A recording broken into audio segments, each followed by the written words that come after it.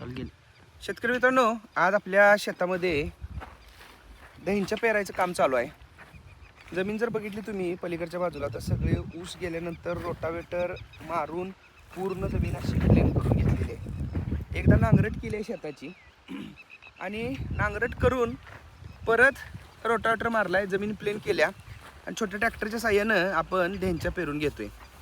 जमिनीच्या गुणवत्तेवर आपण किती चांगल्या पद्धतीने काम करतो तुम्हाला माहीतच आहे. पुढच्या सीझनला ऊसाच्या साठी हे जमीन शेत तयार करायला लागलो. खाली जर बघितली तर मातीची गुणवत्ता ह्या पहिला अतिशय सुंदर आहे. सोडा आज माती परीक्षणाचा नमुना माती परीक्षणासाठी देखील गोळा केलेला आहे.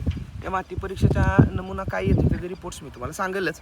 पण आता जी सुधारली म्हणजे ह्या जमिनीचा ऑर्गॅनिक कार्बन 1% आसपास कुठं तर 1% पेक्षा पण पुढं जाऊन पोचला असेल या जमिनीचं ऑर्गॅनिक कार्बन. आणि आत्ता पुढच्या पिकाला जर चांगला अजून जोर लावायचा असेल, जमीन सुधारायची असेल तर हिरवळीचं खत घेणं गरजेचं आहे. आता जमीन मोकळी आहे आपली. या जमिनीमध्ये सध्या इथनं पुढं बघितलं तर मार्च, एप्रिल, मे 3 महिने जमीन उगाच तापवत उन्हात ठेवण्यापेक्षा जर त्याच्यामध्ये हिरवळीच्या खताची लागवड केली तर त्याचा फायदा आपल्याला उत्पादनाच्या दृष्टीनं होईल. काय केलंय बघा, ट्रॅक्टरच्या साह्यानं तुम्ही मागं माझ्या ताक पेरणीचा व्हिडिओ बघितलाय तसाच सेम ट्रॅक्टरच्या साह्यानं आपण ह्याच्यामध्ये दहींच्या पेरून घेतलाय. दहींच्याच का केला ह्या शेतामध्ये? तुम्ही म्हणणार सर मागच्या वेळेला तुम्ही ताक केलता, ह्या शेतामध्ये दहींच्या का केला? त्याचं कारण असं की दहींच्या हे थोडं सवळ पाण्याला पण चांगलं येते. दुसरी महत्त्वाची गोष्ट, जमीन जिथं आपली पांढरी पडते काही वेळा पाण्यामुळं, म्हणजे जिथं ज्या जमिनीत क्षारांचं प्रमाण आहे ते कमी करायचं काम दहींच्या किंवा शिवरीवर सारखी पिकं करतात. दहींच्यामध्ये शिवरीसारखंच पीक आहे. तर हे काळ्या जमिनीत ही जी वाढ अतिशय चांगली मिळते आणि फास्ट वाढ मिळते. आता आपल्याला काय वेळ कालावधी कमी आहे, मी लई दिवस थांबणार नाही.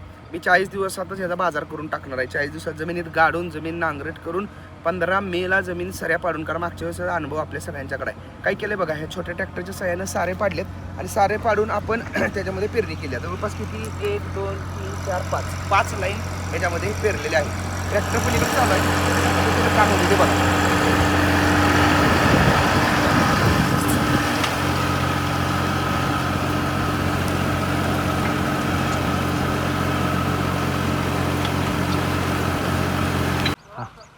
अशा पद्धतीने पेरण्याचे फायदे काय बघा, एकतर पाणी पण योग्य पद्धतीनं देता येतं ह्याच्यामध्ये.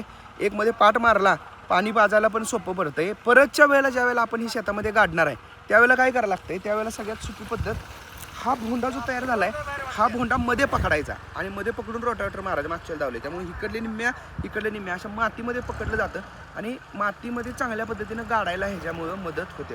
जमीन पण जास्त मोठ्या ट्रॅक्टरनं मोठ्या ट्रॅक्टरसारखी तुडवली जात नाही, सारे बारके पडतात. तर या अशा पद्धतीने काम करून घ्यायचं. किती 24 किंवा 28 HP ट्रॅक्टर होते. माझा पण 24 HP ट्रॅक्टर आहे, पण आपल्याकडे हे अवजार नाही किंवा आपल्याकडं मशीन नाही पेरायची, कुरी नाही. त्यामुळे ह्या ट्रॅक्टरच्या साह्यानं आपण काम करून घ्यायला लागलो. तर आता आपण ह्याच्यामध्ये 3-4 पाण्यामध्ये जे पीक निघते, कशी उगवण होत्या, कसे काय होते हे तुम्हाला दाखवतो.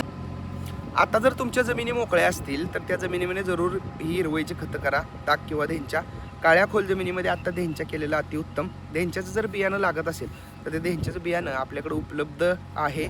दहींच्याचं बियाणं तुम्ही आपल्या इथं आपल्या दुकानामध्ये कृषी सेवा केंद्र आपलं जे आहे गन्ना मास्टर ॲग्रो एजन्सी तो उपलब्ध आहे, तिथनं तुम्ही घेऊन जाऊ शकताय.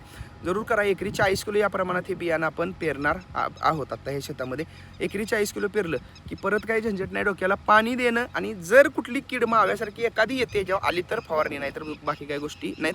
कमी खर्चात जमीन चांगला सुधारण्याचा हा उपक्रम आहे. तर तुम्ही देखील ह्याच्यामध्ये सहभागी व्हा. जमीन सुधारा तर ऊस तुम्हाला चांगलं उत्पादन मिळवून देईल.